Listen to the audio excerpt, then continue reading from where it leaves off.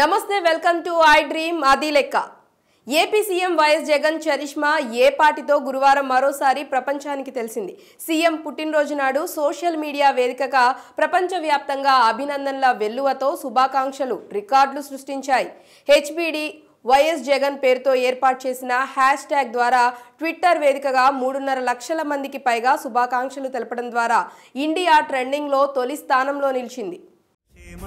అభివృద్ధి అంటున్నాడు జగనే మళ్ళీ రావాలంటూ జనమే అంటున్నారు. జగన్ కోసం జనం, జనం కోసం. ప్రపంచవ్యాప్తంగా వైఎస్ జగన్ పుట్టినరోజు సందర్భంగా 18.1 కోట్ల మందికి పైగా విష్ చేసినట్టు ట్విట్టర్లో గణాంకాలు పేర్కొంటున్నాయి. ప్రపంచవ్యాప్తంగా డంకీ, సలార్ వంటి సినిమాలు విడుదలవుతున్న సమయంలో ఒక రాజకీయ పార్టీ అధినేత పుట్టినరోజు ఇంత ట్రెండింగ్ కావడం నిజంగా విశేషమే అంటున్నారు. 2 గంటల పాటు Twitter India server shut down అయినప్పటికీ ఈ స్థాయిలో ట్వీట్లు రావడం గమనార్హం. అమెరికా, బ్రిటన్, ఆస్ట్రేలియా వంటి దేశాల నుంచి పోస్టులు వెల్లువెత్తాయి. దీంతో ప్రపంచవ్యాప్తంగా 5వ స్థానంలో, ఆసియాలో 5వ స్థానంలో హ్యాపీ బర్త్డే వైఎస్ జగన్ అని ట్రెండింగ్లో నిలిచింది. ప్రధాని నరేంద్ర మోడీ, ప్రతిపక్ష నేత చంద్రబాబు, జనసేన అధ్యక్షుడు పవన్ కళ్యాణ్తో పాటు కేంద్ర మంత్రులు, పలువురు ప్రముఖులు వైఎస్ జగన్కు పుట్టినరోజు శుభాకాంక్షలు తెలిపారు. సీఎం జగన్ 55 నెలల పాలనలో రాష్ట్రంలో చేపట్టిన అభివృద్ధిని కళ్ళకు కట్టినట్టు చూపేలా రూపొందించిన ఫోటోను వైసీపీ సోషల్ మీడియాలో విడుదల చేసింది. ఒకవైపు పచ్చని పొలాలు, ప్రాజెక్టుల నిర్మాణంతో పాటు కార్పొరేట్ స్కూళ్లకు ధీటుగా తయారైన ప్రభుత్వ పాఠశాలలు, గ్రామ సచివాలయాలు, YSR village clinic, Rythu Bharosa కేంద్రాలతో ఈ ఫోటో ఆకర్షణీయంగా ఉందంటున్నారు. సోషల్ మీడియాలో ఈ చిత్రం వైరల్ అవుతుంది. ఇప్పుడు అభివృద్ధి అంటున్నాడు జగనే మళ్ళీ రావాలంటూ జనమే అంటున్నారు. జగన్ కోసం జనం, జనం కోసం. సింగరేణి ఎన్నికల్లో బీఆర్ఎస్ పార్టీ చేతులెత్తేసింది. వరుసగా 2 సార్లు సింగరేణి గుర్తింపు సంఘం ఎన్నికల్లో గెలిచిన గులాబీ పార్టీ అనుబంధ సంస్థ టీబీజీకేఎస్ పోటీ నుంచి తప్పుకోవాలని కేసీఆర్ ఆదేశాలు జారీ చేశారు. దాంతో పార్టీ నిర్ణయంపై టీబీజీకేఎస్ నేతలు ఆగ్రహం వ్యక్తం చేస్తున్నారు. కార్మిక నేతలు మూకుమ్మడి రాజీనామాలు చేయటం మొదలుపెట్టారు. వారంతా కాంగ్రెస్లో చేరాలని నిర్ణయించుకున్నట్లు తెలుస్తోంది. అలాంటి అసంతృప్తి నేతలంతా హైదరాబాద్లో మీటింగ్ పెట్టుకోవటం ప్రాధాన్యత సంతరించుకుంది.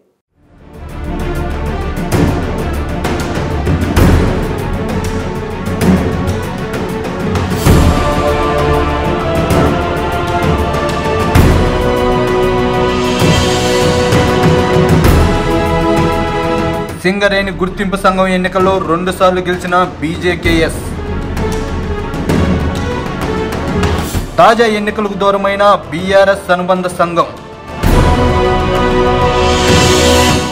సింగరేణి కార్మికుల గుర్తింపు సంఘం ఎన్నికల్లో 2 సార్లు వరుస విజయాలు సాధించిన ఘనత బీఆర్ఎస్ అనుబంధ సంస్థ అయిన టీబీజీకేఎస్ది.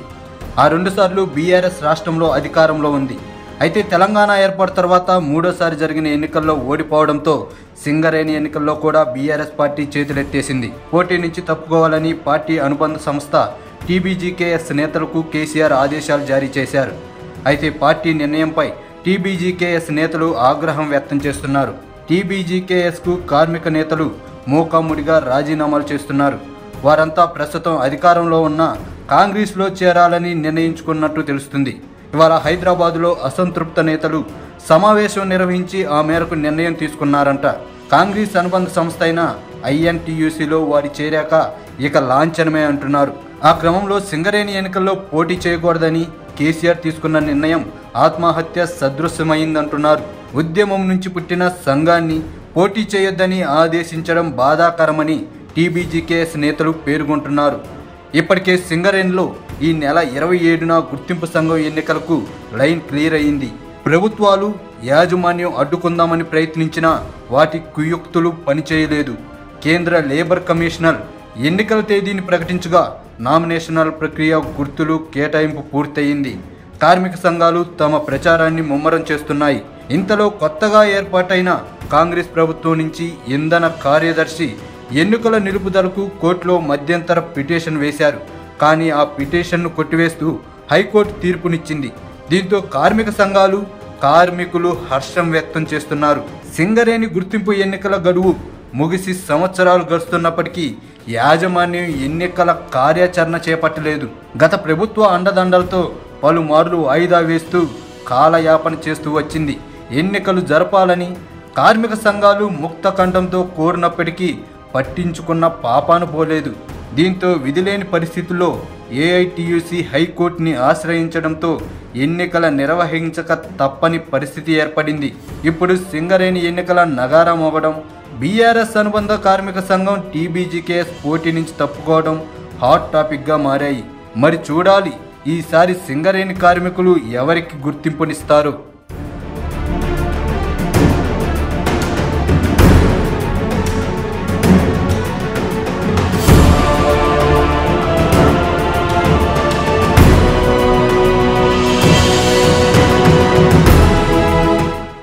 తెలంగాణలో నూతనంగా ఏర్పాటైన కాంగ్రెస్ సర్కార్ ఆదాయ వనరులు పెంచుకునే పనిలో పడింది.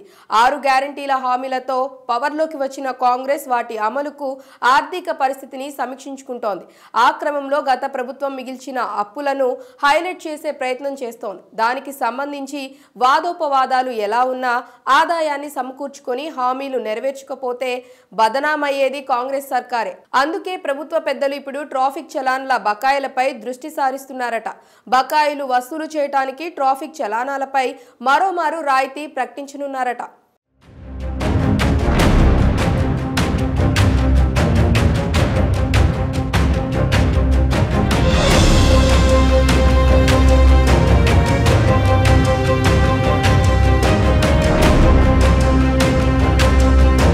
ట్రాఫిక్ నిబంధనలపై కఠినంగా వ్యవహరించిన గత సర్కారు ప్రతి వాహనంపై 1/6 ట్రాఫిక్ చలాన్లు.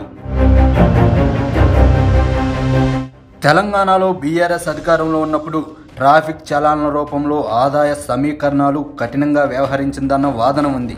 దానికి తగ్గట్టే దాదాపు ప్రతి వాహనంపై 1/6 ట్రాఫిక్ చలాన్లు రిజిస్ట్రేషన్ అవుతూనే వచ్చాయి. సాధారణంగా ఏ రాష్ట్రంలో అయినా పెట్టుబడులు పెరిగి పారిశ్రామిక ఇతరితర రంగాల అభివృద్ధి జరుగుతూ ఉంటే ఆదాయం పెరుగుతుంది. దానికి ప్రభుత్వ పెద్ద ఎత్తున కసరత్తు చేస్తుంటారు. అయితే అలాంటి ఎక్సర్సైజ్ లేకుండా ప్రభుత్వానికి ఆదాయం సమకూర్చే వాటిలో జనం కట్టే వివిధ ట్యాక్సులతో పాటు మద్యం, ట్రాఫిక్ చలాన్లు వంటివి ముందు వరుసలో ఉంటాయి. ప్రస్తుతం తెలంగాణ లక్షల కోట్ల అప్పుల్లో కూరుకుపోయి ఉంది. ఇలాంటి పరిస్థితుల్లో ఏ ప్రభుత్వానికైనా ఆదాయ వనరులు పెంచుకోవడం తప్పనిసరే. ఆ క్రమంలో 6 గ్యారంటీ హామీలు వెంటనే అమలు చేస్తామన్న కాంగ్రెస్ సర్కారు ఇప్పుడు ఫైనాన్షియల్ సపోర్ట్ ఎంతో అవసరం. అందులో భాగంగానే ఆదాయ సమీకరణకు రాష్ట్రంలో పెండింగ్లో ఉన్న ట్రాఫిక్ చలానాలు వసూలు చేసేందుకు పోలీస్ శాఖ మరోమారు సన్నద్ధమవుతుంది. ఇందుకు మరోసారి భారీగా రాయితీలు ఇవ్వాలని అధికారులని భావిస్తున్నారంట. గత ఏడాది ఇలా రాయితీ ప్రకటించడంతో ఏకంగా 300 కోట్ల రూపాయల వరకు చలానాల రుసుము వసూలయ్యింది. ఇదే తరహాలో మరోమారు రాయితీలు ఇవ్వాలని అధికారులు నిర్ణయించారంట. దీనికి సంబంధించిన ఉత్తర్వులు త్వరలోనే వెలువడనున్నాయంటున్నారు. ట్రాఫిక్ నిబంధనలు ఉల్లంఘించే వారిపై పోలీసులు చలానాలు విధిస్తారు. హైదరాబాద్ నగరంలోని 3 కమిషనరేట్లతో పాటు రాష్ట్రంలోని ఇతర కమిషనరేట్లు, జిల్లా ప్రధాన కార్యాలయాలు మొదలు చిన్న తరహా పట్టణాల్లోనూ చలానాలు విధిస్తుంటారు. సాంకేతిక పరిజ్ఞానం అందుబాటులోకి రావడం, ఎక్కడికక్కడ సీసీ కెమెరాలు ఏర్పాటు చేయడంతో ఉల్లంఘనలకు పాల్పడే వారిని గుర్తించి చలానాలు విధించడం సులభమైంది. అయితే చాలామంది చలానాలను చెల్లించడం లేదు. పోలీసులు తనిఖీలు నిర్వహించి వాహనం నెంబర్ ఆధారంగా దానిపై ఉన్న చలానాలను పరిశీలించినప్పుడు మాత్రమే పెండింగ్లో ఉన్నట్టు బయటపడుతుంది. ఒక్కొక్క వాహనంపై 10ల సంఖ్యలో చలానాలు పెండింగ్లో ఉంటున్నాయి. 2022 మార్చి 31 నాటికి రాష్ట్రంలో 2.4 కోట్ల చలానాలు పెండింగ్లో ఉన్నాయి. వీటిని తగ్గించుకోవాలన్న ఉద్దేశంతో గత ఏడాది ప్రత్యేక రాయితీ ప్రకటించారు. ద్విచక్ర వాహనాలకైతే 75%, మిగతా వాటికి 50% రాయితీ ఇచ్చారు. దీనికి అనూహ్య స్పందన వచ్చింది. కేవలం 45 రోజుల వ్యవధిలో 300 కోట్ల వరకు వసూలయ్యాయి. దాదాపు 65% చలానాలు చెల్లించారు. ఆ గడువు ముగియడంతో మళ్లీ పెండింగ్ చలానాలు భారం పెరిగిపోతుందంట. గత నెలాఖరుకు చలానాల సంఖ్య మళ్లీ 2 కోట్లకు చేరుకుంటుందని అంచనా వేస్తున్నారు.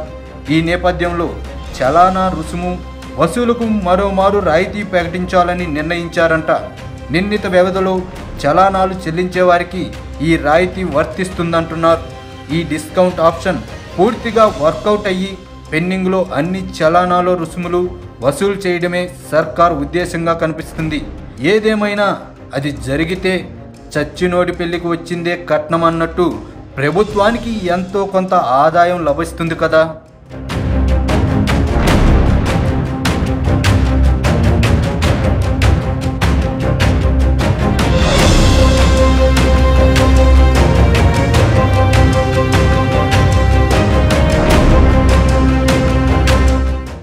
చెరుకు తీపిని పంచుతుంది, కానీ అదే చెరుకు రైతులకు మాత్రం చేదును మిగులుస్తోంది.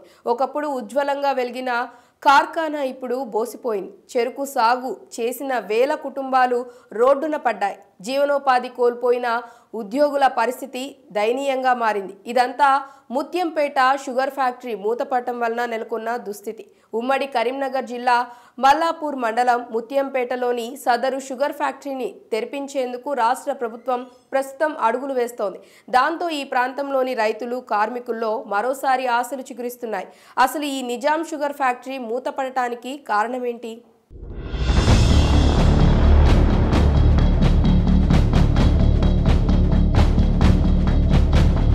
ఉమ్మడి కరీంనగర్ జిల్లా మల్లాపూర్ మండలం ముత్యంపేట గ్రామంలో నిజాంల కాలంలో షుగర్ ఫ్యాక్టరీ స్థాపించారు. అప్పటి నుంచి ఈ ఫ్యాక్టరీ విజయవంతంగా నడిచింది.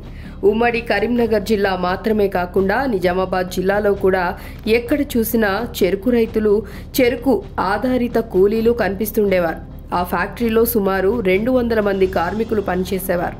ఫ్యాక్టరీ చుట్టుపక్కల ప్రాంతాల్లో వేలాది మంది రైతులు చెరుకును పండించి ఈ ఫ్యాక్టరీలో అమ్ముకునేవారు. దాంతో ఆర్థికంగా ఈ ప్రాంత ప్రజలు బాగా ఎదిగారు. అయితే 2015 డిసెంబర్ 22న చెరుకు ఫ్యాక్టరీని అనూహ్యంగా మూసివేశారు. అప్పటి నుంచి ఫ్యాక్టరీ తెరిపించాలని చెరుకు రైతులు చెయ్యని ఉద్యమం లేదు, పడని పాట్లు లేవు. ఈ ప్రాంతంలో సీజన్లో చెరుకు ఫ్యాక్టరీ తెరిచి ఉన్నప్పుడు దాదాపు 10,000 ఎకరాల్లో చెరుకు సాగు చేసేవారు. రైతులతో పాటు ప్రత్యక్షంగా, పరోక్షంగా సుమారు 1,00,000 మంది ఈ ఫ్యాక్టరీపై ఆధారపడి జీవించేవారు. అలా నడుస్తున్న ఫ్యాక్టరీ మూసివేతతో వారందరి బతుకులు రోడ్డున పడ్డాయి. ఆ క్రమంలో రైతులే ఫ్యాక్టరీ నడిపించుకోవాలని, ప్రభుత్వ వాటాతో ఫ్యాక్టరీ నడిపిస్తామని పాలకులు చెప్పినప్పటికీ ఏదీ కార్యరూపం దాల్చలేదు. ఫ్యాక్టరీ మూతపడడంతో రైతులు చెరుకు పంట సాగుపై ఆసక్తి తగ్గించారు. ఇప్పుడు ఈ ప్రాంతంలో 2,000 ఎకరాల్లో చెరుకు సాగు అవ్వటమే గగనంగా మారింది. 2016 నుండి చెరుకు రైతులు కర్మాగారం తెరిపించాలని ఎన్నో ఆందోళనలు నిర్వహించారు. 2018 ఎన్నికల్లో బీఆర్ఎస్ ప్రభుత్వం రెండోసారి అధికారంలోకి వచ్చినప్పుడు 100 రోజుల్లో ఫ్యాక్టరీ తెరిపిస్తామని నేతలు హామీ ఇచ్చినప్పటికీ ఫ్యాక్టరీ తాళాలు మాత్రం తెరుచుకోలేదు. ఆ తర్వాత ఏడాది జరిగిన లోక్సభ ఎన్నికల్లో ప్రభుత్వం ఫ్యాక్టరీ నడిపించకపోతే తామే స్వయంగా నడిపిస్తామని బీజేపీ నేతలు ప్రకటనలు అయితే చేశారు, కానీ అవి కూడా కార్యరూపం దాల్చలేదు. ఆ ఎఫెక్ట్తో ప్రతి సీజన్లో సాగు తగ్గుతూ వచ్చింది. గత ఎన్నికల్లో చక్కెర కర్మాగారం తెరిపించాలని చెరుకు రైతులు గ్రామాన తిరుగుతూ ఉద్యమం చేపట్టారు. అయితే రాజకీయ పక్షాలు హామీలు అయితే ఇచ్చాయి, కానీ అవి అమలుకు నోచుకోలేదు. పలుసార్లు కొరుట్ల, మెట్టుపల్లి, జగిత్యాల ప్రాంతాల్లో రైతులు ధర్నాలు, రాస్తారోకులు నిర్వహించినా పట్టించుకునే నాదుడే లేకుండా పోయాడు. దాంతో పండించిన అంతో ఇంతో చెరుకును ఆ ప్రాంత రైతులు వ్యయ ప్రయాసలకు వచ్చి కామారెడ్డిలోని గాయత్రి చెరుకు ఫ్యాక్టరీకి తరలించాల్సి వస్తోంది. ఫ్యాక్టరీ తెరుచుకోకపోవడంతో రైతులు, కార్మికులు ఆర్థికంగా ఇబ్బందులు ఎదుర్కోవాల్సి వస్తోంది.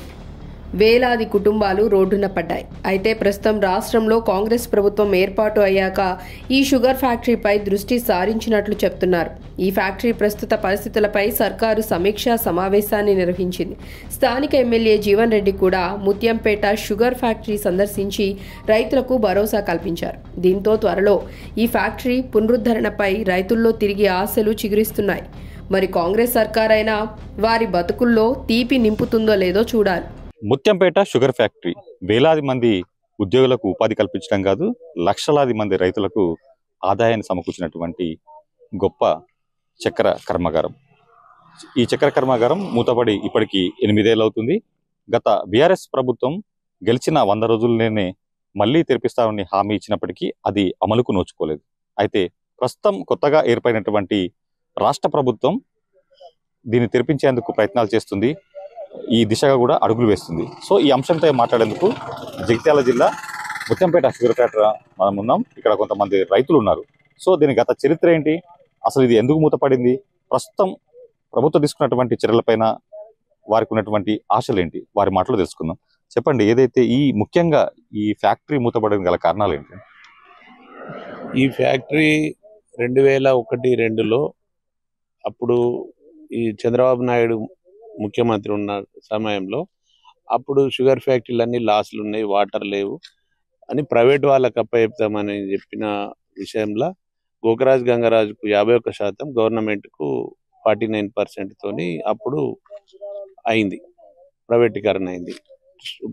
టోటల్గా డక్కన్ షుగర్స్ అని వాళ్ళ మేనేజ్మెంట్లోకి వెళ్ళిపోయిన తర్వాత 2014 వరకు వాళ్ళు బాగానే నడిపినారు, రైతులను కూడా సంతోషంగా ఉన్నాం. ఓకే, 2014లో వీళ్ళ అధికారంలోకి రాకముందు మేనిఫెస్టోలో మేము గవర్నమెంట్ వచ్చిన 100 రోజుల లోపలనే ఫ్యాక్టరీని స్వాధీనం చేసుకుంటామని, నడుస్తున్న ఫ్యాక్టరీని 2015లో మూసేసారు, లే ఆఫ్. అప్పటి నుండి మేము వివిధ రకాలుగా పోరాటాలు చేస్తూనే ఉన్నాం. అయితే ఈ ప్రాంతంలో చెరుకుతోనే డెవలప్మెంట్ అనేది అందరికీ తెలుసు. మేము ప్రతి ఎలక్షన్స్ ముందల ప్రతి నాయకుడు వచ్చినప్పుడు కానీ, ఆ కవిత గారు ఎంపీ గెలిచినప్పుడు కానీ, అరవింద్ గారు ఎంపీ గెలిచినప్పుడు కానీ వాళ్ళు ఏవైతే మాటలు ఇచ్చారో ఎవరు కూడా మాటలు. కేవలం రేవంత్ రెడ్డి గారు ఈ షుగర్ ఫ్యాక్టరీని సందర్శిస్తా అని వచ్చి ఇక్కడ నిద్ర చేసి ఇవాళ అధికారంలోకి వచ్చినాక మాకు షుగర్ ఫ్యాక్టరీ నడిపిస్తా అని మొన్న మండలిలో ప్రకటన చేసిన తర్వాత మేము రేవంత్ రెడ్డి గారికి, జీవన్ రెడ్డి గారికి ధన్యవాదాలు తెలుపుకుంటున్నాం. మాకు షుగర్ ఫ్యాక్టరీ నడుస్తుంది అనేది అయితే ఇప్పుడు ఈ ప్రాంత రైతులకు మాకు ఒక నమ్మకం అయితే ఏర్పడదు. అంటే ఈ ఫ్యాక్టరీని తిరిగి తెరిపించేందుకు మీరు చేసినటువంటి ప్రయత్నాలు ఏంటి? సో ఇప్పుడు వస్తాం అంటే మీకు ఈ ప్రభుత్వం నుంచి వస్తున్న సానుకూలంగా వచ్చేటువంటి అంశాలు ఏంటి? ఈ ప్రయత్నం అనేది ఒక ప్రయత్నం కాదు, ప్రతి నాయకుని కలిసి ప్రతి ఎన్నో రకరకాల ధర్నాలు చేసి ఇక్కడ రైతులు వందల రోజులు, అంటే ఒక రోజే కాకుండా అసెంబ్లీ ముట్టడి కానీ 3-4 సార్లు, అంటే అసెంబ్లీ ముట్టడి, జిల్లా కలెక్టర్ ఆఫీస్ ముట్టడి, ఎన్నో రకాల వినతి పత్రాలు కలెక్టర్కు వచ్చిన ప్రతి మంత్రికి, కవిత గారికి, ఎంతమందికి ఎన్నిసార్లు ఎన్ని రకాలుగా మొరపెట్టుకున్నా, ఎన్ని ఉద్యమాలు చేసినా అంటే గత ప్రభుత్వం పట్టించుకోలే. ఏదైతే మొన్న మన ఇప్పుడున్న కొత్తగా వచ్చిన ముఖ్యమంత్రి ఏవైతే రేవంత్ రెడ్డి గారు ఉన్నారో, ఎన్నికల కంటే ముందు మొన్న మార్చిలో ఏదైతే ఇక్కడనే పాదయాత్ర హాత్ జోడో యాత్రలో వచ్చి ఇదే గేటు ముంగట రైతులకు భరోసా ఇచ్చిండ్రు. ఏదైతే మేము వచ్చే ప్రభుత్వం మాదే వస్తుంది, ఇది వచ్చినాక ఒక 6 నెలలు 1 సంవత్సరం లోపల ఫ్యాక్టరీ నడిచే విధంగా మేము నడిపిస్తామనే మాట ఇచ్చిండ్రు. దాంట్లో భాగంగానే మొన్న మండలిలో జీవన్ రెడ్డి గారు దీని మీద ప్రస్తావన తీసుకొచ్చినప్పుడు రేవంత్ రెడ్డి గారు సానుకూలంగానే మాట్లాడడం మొన్న పేపర్లో కూడా వచ్చింది, చూసినాం. ఖచ్చితంగా ఇది ప్రభుత్వమే ఏదన్నా ఒకటి చేసి నడిపిస్తుంది, అంటే నడిపే విధంగా మేము ఖచ్చితంగా 3 ఫ్యాక్టరీని చాలు చేస్తామని ఒప్పుకోవడం జరిగింది. అదే దానివల్ల రైతులందరూ హర్షిస్తున్నాం. ఇప్పుడు రేవంత్ రెడ్డి కానీ, జీవన్ రెడ్డి గారికి కానీ, నరసింహారావు గారు కూడా గతంలో చాలా వరకు వారు కూడా ఎన్నో పోరాటాలు చేసిన పాపం దురదృష్టవశాత్తు వాళ్ళు మొన్న ఓడిపోయిన వాళ్ళు కూడా ఈ ఫ్యాక్టరీ గురించి చాలా వరకు పోరాటం చేసి వాళ్ళు మొన్న ఓడిపోవడం మా దురదృష్టం. వాళ్ళు కూడా అంటుండ్రు ఏదైనా ఉన్నా కానీ మేము మళ్ళీ రేవంత్ రెడ్డి దగ్గర కలిసి ఇక్కడ మా ప్రాంతంలో జీవన్ రెడ్డి కానీ, నరసింహారావు కానీ వీళ్ళందరూ కలిసి మరొకసారి పోయి పూర్తి దీని మీద ఏదైనా కమిటీ అయితే ఏ విధంగా అయితే ప్రైవేటీ నడిపించడమా లేకపోతే ప్రభుత్వం నడిపించడం అనే దాని మీద కమిటీ వేసి దాంట్లో మంత్రులతోనే ఇస్తామన్నారు. మంత్రులు కానీ జీవన్ రెడ్డి గారు కానీ, ఇప్పుడున్న నరసింహారావు గారు కానీ వీళ్ళందరూ ఉండి ఖచ్చితంగా నడుస్తాను ఆశిస్తున్నాం. దాదాపు ఇక్కడ ఇది నడిస్తే 1,00,000 కుటుంబాలకు ఉపాధి ఉంటుంది. దీన్ని ఖచ్చితంగా ప్రభుత్వం నడుస్తాను ఆశిస్తాం. ఎందుకంటే కార్మికులే కాకుండా రైతులతో కాకుండా రైతులతో పాటు కార్మికులు, కూలీలు, ఇక్కడ లారీ ట్రాన్స్పోర్ట్, రకరకాల బిజినెస్లు పెరుగుతాయి. ఒక 200 కోట్ల టర్న్ ఓవర్ అయితే మన ఈ ప్రాంతానికి ఖచ్చితంగా ఫ్యాక్టరీ నడుస్తుందని ఆశిస్తున్నాం. ఖచ్చితంగా నడుస్తుంది. ఓకే, ఈ ఫ్యాక్టరీ మీద ప్రత్యక్షంగా పరోక్షంగా ఎంతమంది ఉపాధి లభించేది, అదేవిధంగా ఉద్యోగులు కావచ్చు లేకపోతే రైతులు కావచ్చు, సో ఎంతమంది దీనిపైన ఆధారపడి ఉంటారు? అంటే ఈ ఫ్యాక్టరీ నడిస్తే కనీసం ఒక 10,000 ఎకరాలు చెరుకు అవసరం ఉంటుంది. ఆ 10,000 ఎకరాల సాగు చేసేటప్పటికి అంటే వర్షాకాలం పొలాలు పని చేసుకుంటాం, ఎండాకాలం చెరుకు సాగు పని ఉంటుంది. అంటే కూలీలకు సంవత్సరం వల్ల పని దొరుకుతుంది. అంటే ఇప్పుడు కూలీలకి పని లేదు వాస్తవంగా, ఎందుకంటే పొలాలు వేస్తున్నాం, ఏదో పొలాలు వేసిన కొన్ని రోజులే పని దొరుకుతుంది వాళ్ళకు. చెరుకు ఉంటే ఎండాకాలం పని దొరుకుతుంది, వర్షాకాలం పని దొరుకుతుంది కూలీలకు. ఇక చెరుకు దీని లేబర్ ఇప్పుడు కనీసం ఒక 4,000 కుటుంబాలు చెరుకు కొట్టే లేబరే బతుకుతారు. 10,000 కుటుంబాలు దాదాపు 5 కుటుంబాలు చెరుకు పండించి బతుకుతాయి. అంటే కార్మికులేమో దాదాపు ఒక 500 మంది కార్మికులు అవసరం పడతారు, సీజనల్ అన్సీజనల్ అని. అంటే 2 రకాల ఉంటుంది ఎంప్లాయీస్. అంటే టోటల్ పర్మనెంట్ 200 మంది అయితే ఉపాధి దొరుకుతుంది పర్మనెంట్ వర్కర్స్. టెంపరరీగా ఒక 300 మందికి పని దొరుకుతుంది ఫ్యాక్టరీ నడిచినప్పుడు. ఈ పద్ధతిలో ఇక్కడ లాభం జరుగుతుంది. ఇప్పుడు మేము ఇక్కడ పండించిన చెరుకు రా మెటీరియల్ ఉంది, 1,20,000 టన్నులు ఉంది. 1,20,000 మేము కామారెడ్డి పంపిస్తే 6 కోట్లు అవుతుంది మాకు ఖర్చు. మేము 6 కోట్లు నష్టపోతున్నాం. ఇక్కడ ఫ్యాక్టరీ నడిస్తే మాకు లాభం కదా. అంటే ఈ ఫ్యాక్టరీ ఉత్పత్తి సామర్థ్యం ఎంత, ఇక్కడ నుంచి ఎక్కడికి ఎగుమతులు అవుతుంటాయి? ఫ్యాక్టరీ సామర్థ్యం కనీసం 3 లక్షల నుంచి 4 లక్షల టన్నులు ఇది సామర్థ్యం ఉంటుంది. అంటే డైలీ 2,500 టన్నుల మెట్రిక్ టన్నుల క్రషింగ్ కెపాసిటీ. అంటే ఉత్పత్తి కూడా షుగర్ ఉత్పత్తి కూడా అంతే సమాన నిష్పత్తిలో జరుగుతుంది. అంటే 11% వచ్చినప్పటికీ మళ్ళీ ఈ షుగర్ దీన్ని ఎట్లుంటుందంటే ఈ రేటు షుగర్ పర్సెంటేజ్ మీద ఆధారపడి ఉంటుంది. షుగర్ పర్సెంటేజ్ ఇక్కడ ఎక్కువ వస్తుంది. ఎందుకంటే ఇది మన రికవరీ జోన్ అంటే సూర్యుడు నిటారుగా ఎక్కడైతే పోతాడో అక్కడ చెరుకు కూడా తీపి ఉంటుంది, ఎక్కువ తీపి ఉండి షుగర్ కూడా ఉత్పత్తి ఎక్కువ ఉంటుంది. మన దగ్గర ఇప్పుడు 120 ఒక టన్నుకు 120 టన్నులు వెళ్తుంది. కిలోలు ఒక టన్ను చెరుకు 120 కిలోల చక్కెర వెళ్తుంది. దాంతో రైతుకు 20 కిలోల అడిషనల్ మాకు పైసలు వస్తాయి. అంటే దీంతో చాలా లాభం రైతుకు. ఇది మొద్దు పంట. ఇక్కడ మళ్ళా రాళ్ళ ఒక నెల రోజులు దీన్ని ఇడిచిపెట్టి రైతు ఎటన్నా వెసులుబాటు ఉంటుంది, ఎటన్నా వెళ్ళిపోవచ్చు. ఒక 15 రోజులు ఇడిచిపెట్టి వెళ్ళిపోయినా నష్టం ఉండదు. ఇది గడ్డి లాంటి విత్తనం పంట. దీంతో మళ్ళా మాకు ఖచ్చితమైన దిగుబడి అనేది మా అంచనా. ఇప్పుడు మన రాష్ట్రంలో కాదు, ఇక్కడ ఒక హెక్టార్కు 100 టన్నుల సరాసరి దిగుబడి ఉంది ఇక్కడ. అంటే అంటే వేరే దగ్గర ఇట్లా ఉండదు. ఇప్పుడు కామారెడ్డిలో నడుస్తుంది ఫ్యాక్టరీ, వాళ్ళ ఎంత ఉంటుంది అంటే సరాసరి 60 టన్నులు 70 టన్నులు ఉంటుంది. మన దగ్గర 100 టన్నులు ఉంది హెక్టార్కు. అంటే ప్రస్తుతం రాష్ట్ర ప్రభుత్వం దీన్ని తెరిపించేందుకు ప్రయత్నాలు చేస్తుంది, సమీక్ష సమావేశాలు నిర్వహిస్తుంది అనేటువంటి ఒక వార్తలు వస్తున్నటువంటి నేపథ్యంలో దీనిపైన మీ స్పందన? నిజమే సార్, మాకు కూడా తెలిసింది. ఈ 2-3 రోజులలోనే IAS ఆఫీసర్లతోని ఒక కమిటీ వేసి మంత్రివర్గ ఉపసంఘం కూడా ఏర్పాటు చేస్తున్నారట. మాకు గౌరవ ఎమ్మెల్సీ జీవన్ రెడ్డి గారి ద్వారా తెలిసింది. అలాగే ఇక్కడ ఉన్న రైతు నాయకులను కూడా అందులో భాగస్వామ్యం చేసి సాధ్యాసాధ్యాల మీద ఈ 10-12 రోజుల్లోనే ఒక క్లారిటీ వచ్చే అవకాశం ఉంది సార్. ఓకే, ఇది మొత్తానికైతే గత వైభవంగా ఒక వెలిగినటువంటి ముత్యంపేట షుగర్ ఫ్యాక్టరీ బంద్ కావటం వల్ల ఇక్కడ రైతులే కాదు చాలా మంది ఉద్యోగులు కూడా తమ ఉపాధి కోల్పోయారు. సో మొత్తంగా ప్రస్తుత రాష్ట్ర ప్రభుత్వం కూడా దీన్ని మళ్ళీ తెరిపించేందుకు కూడా అడుగులు వేసినటువంటి నేపథ్యంలో ఇక్కడ రైతులంతా కూడా హర్షం వ్యక్తం చేస్తున్నారు. మొత్తానికి ఎన్నో ఏళ్లుగా ఈ ఫ్యాక్టరీని తెరిపించేందుకు చేస్తున్న ప్రయత్నాలు ఒక్కొక్కటిగా ముందుకు పడుతున్నట్లు తెలుస్తోంది. రాష్ట్ర ప్రభుత్వం ఈ ఫ్యాక్టరీపై దృష్టి సారించి తిరిగి తెరిపించేందుకు ప్రయత్నాలు చేస్తుందని స్థానికంగా రైతులు ఆశాభావంతో ఉన్నారు. వారి ఆశలు నిజం కావాలని ఆశిద్దాం.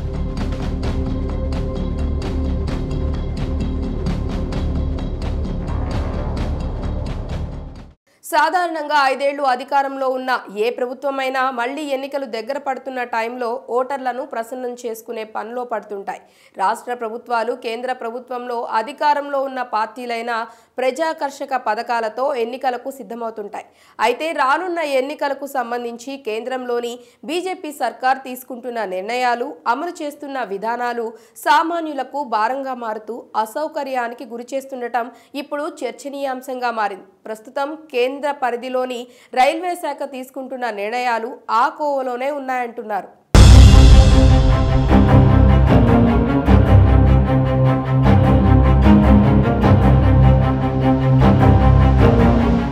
ఆదాయార్జనే పరమావధిగా రైల్వే శాఖ కార్యాచరణ.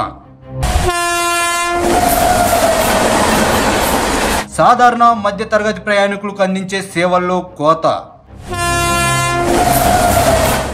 ఆదాయ అర్జనే పరమావధిగా కార్యాచరణ అమలు చేస్తున్న రైల్వే సాధారణ మధ్యతరగతి ప్రయాణికులకు అందించే సేవల్లో కోత పెడుతుండడం సామాన్య ప్రయాణికుల ఆగ్రహానికి గురవుతుంది. పాసింజర్ రైళ్లను ఎక్స్ప్రెస్, ప్రత్యేక రైలుగా మార్చి ఎక్స్ప్రెస్కు ఛార్జీలు వసూలు చేస్తూ వారిపై భారం పెంచుతుంది. మరోవైపు ఐసీఎఫ్ బోగీల స్థానంలో సౌకర్యవంతమైన ఎల్హెచ్బి బోగీలు ఏర్పాటు చేస్తున్నామని చెబుతూ స్లీపర్ బోగీల సంఖ్యను తగ్గించేస్తుంది. గతంలో దాదాపు అన్ని రైళ్లకు 10కి పైగా స్లీపర్ బోగీలుండేవి. ఇప్పుడు అలాంటి రైళ్లను వేళ్ల పైన లెక్క పెట్టవచ్చు. 70% రైళ్లలో స్లీపర్ బోగీలు కేవలం 3 నుంచి 5 వరకు మాత్రమే ఉన్నాయి. దాంతో అత్యంత రద్దీగా ఉండే రైళ్లలో ఈ బోగీలు సరిపడక నిత్యం ప్రయాణికులు తీవ్ర ఇబ్బందులు పడుతూ ప్రయాణం సాగిస్తున్నారు. తాజాగా విశాఖ చేరుకున్న రైలు నంబర్ 12839 హవేడా చెన్నై మేల్ ఎక్స్ప్రెస్ను పరిశీలించగా ప్రయాణికుల అవస్థలు వర్ణాతీతంగా పసుపులమయ్యాయి. ఈ రైలుకు మొత్తం 22 బోగీలుండగా అందులో 14 ఏసీ బోగీలు దర్శనమివ్వడం గమనార్హం. మిగిలిన 8 బోగీల్లో 3 sleeper, 1 postal department, 1 pantry car, 1 generator cum guard bogie, 1 general, మరొకటి దివ్యాంగులు కమ్ పార్సెల్కు కేటాయించారు. అంటే దాదాపు